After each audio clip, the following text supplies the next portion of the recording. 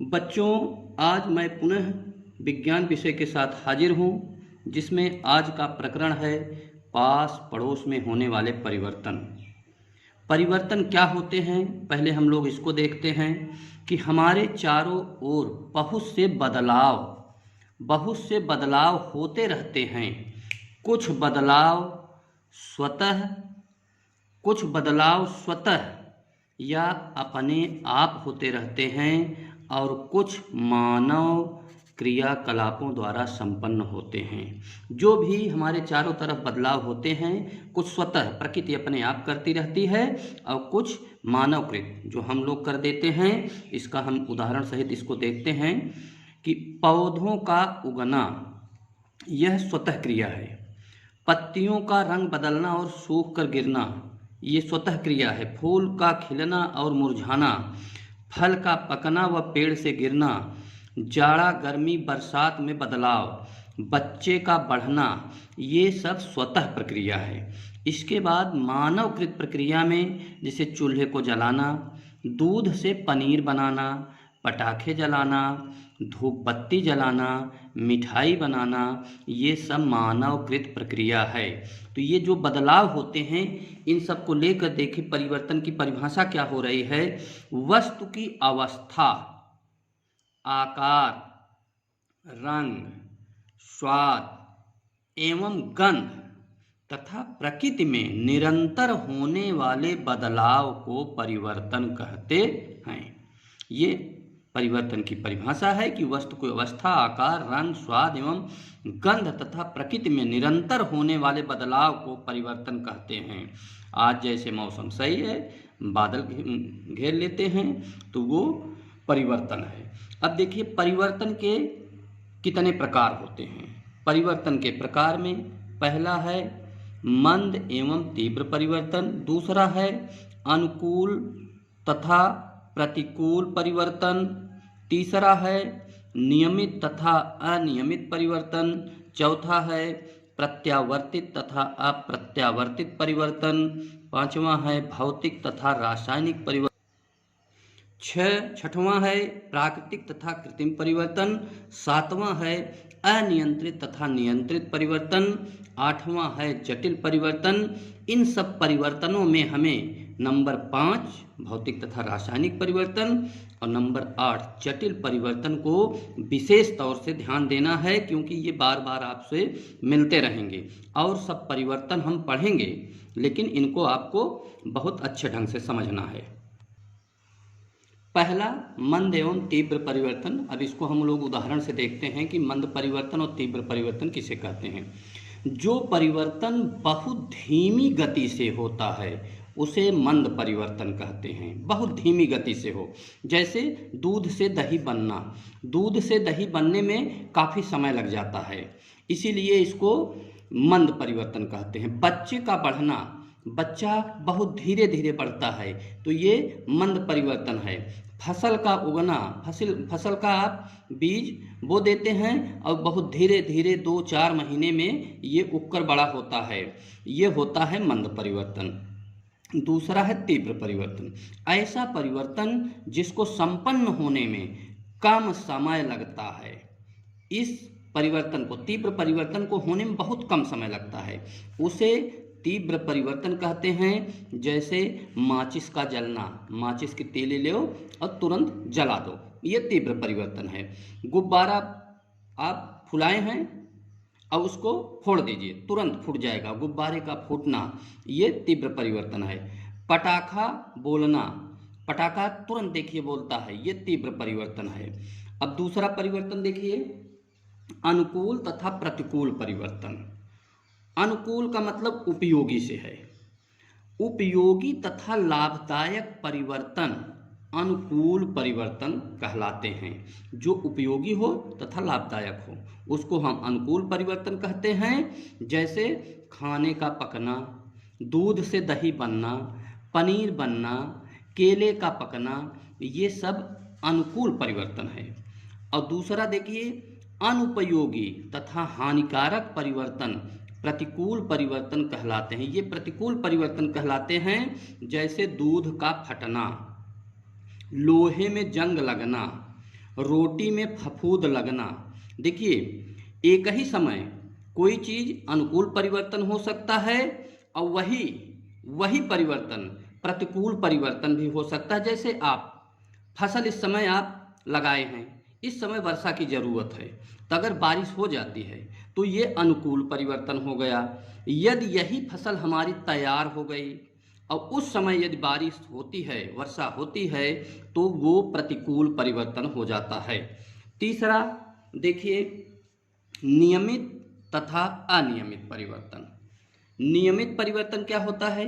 निश्चित समय पर लगातार होते रहने वाले परिवर्तन नियमित परिवर्तन कहलाते हैं। निश्चित समय पर ये बराबर होते रहेंगे, जैसे रात और दिन। ये रात दिन देखिए निश्चित समय पर रात और दिन होते रहते हैं। जाड़ा मौसम में देखिए, जाड़ा आएगा, गर्मी, फिर बरसात, जाड़ा, गर्मी, फिर बरसात। तो ऐसे जो नियमित समय पे आते रहते हैं उनको, जैसे सोमवार, मंगलवार, बुधवार, शुक्रवार, ये ऐसे देखिए नियमित समय पे आ रहे हैं, फिर सोमवार आ जाएगा, तो ये नियमित परिवर्तन कहलाते हैं।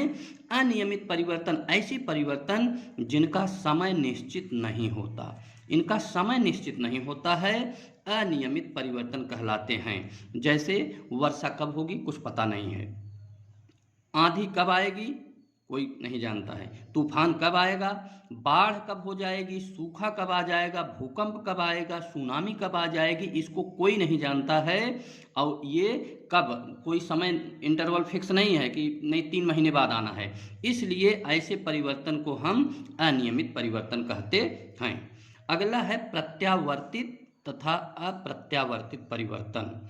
ऐसे परिवर्तन जिसमें परिस्थितियां उलट देने पर पदार्थ वापस अपनी पूर्व अवस्था में आ जाता है, उसे हम प्रत्यावर्तित, मतलब जैसे रहे वैसे फिर से आ जाए। जैसे आप रबर बैंड ले लीजिए, उसको आप खींचिए दोनों हाथ से, जब खींचेंगे उसको तो बड़ा हो जाएगा, लेकिन जब छोड़ेंगे तो फिर अपनी जगह पे आ जाता है।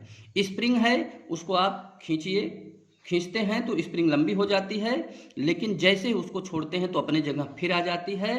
तो ऐसे परिवर्तनों को प्रत्यावर्तित परिवर्तन कहते हैं। दूसरा है अप्रत्यावर्तित परिवर्तन। ऐसे परिवर्तन जिनमें पदार्थ पुनः अपनी पूर्व अवस्था में नहीं लाया जा सकता, उसको अप्रत्यावर्तित परिवर्तन कहते हैं। जैसे दूध से दही बनना। अब यदि दही बन गया तो फिर वो दूध नहीं बन सकता है, जबकि प्रत्यावर्तित परिवर्तन में क्या था, उसको आप रबर को खींचे फिर छोड़ दिए तो वापस चला गया अपनी मूल अवस्था में। लेकिन अप्रत्यावर्तित परिवर्तन में दूध से जब दही बन गया तो दही से दूध नहीं बनेगा।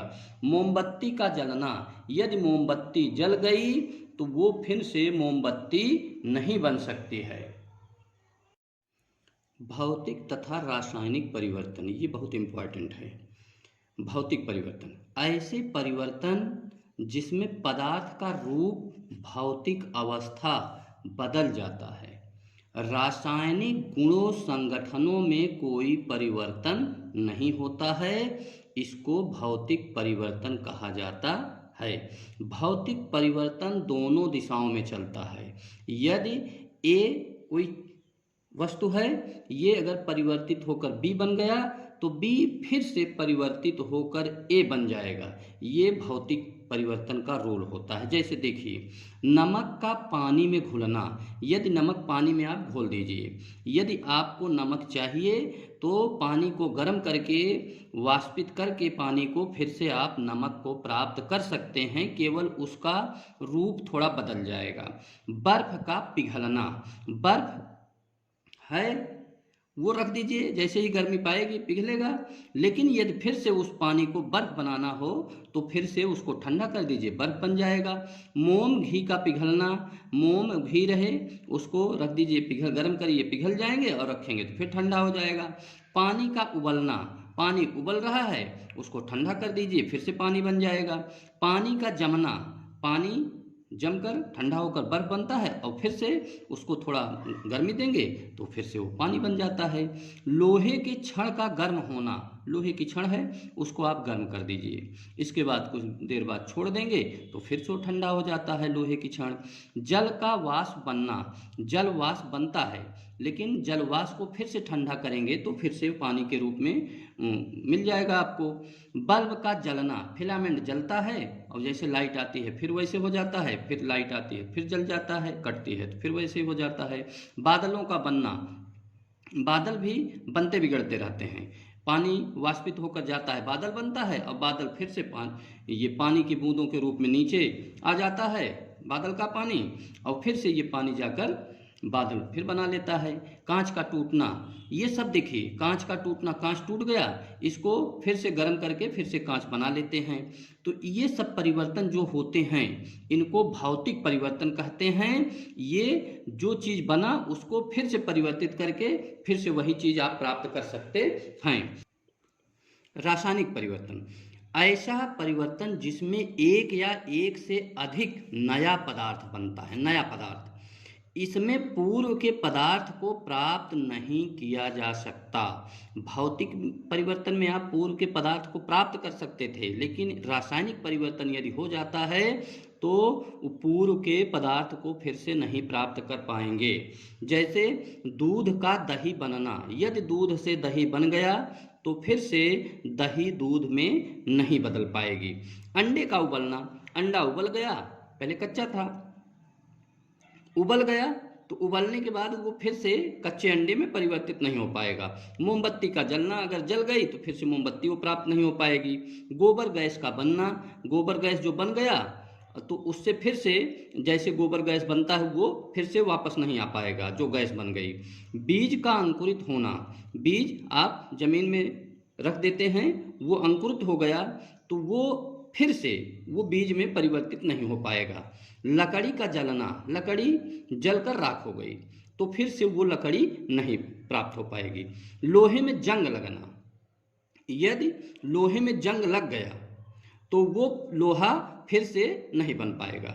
भोजन का पचना, आप खाना खाए भोजन तो वो पच गया तो फिर से सोचें कि वो दाल चावल सब्जी जो खाए थे वो हमें मिल जाए तो नहीं मिल पाएगा।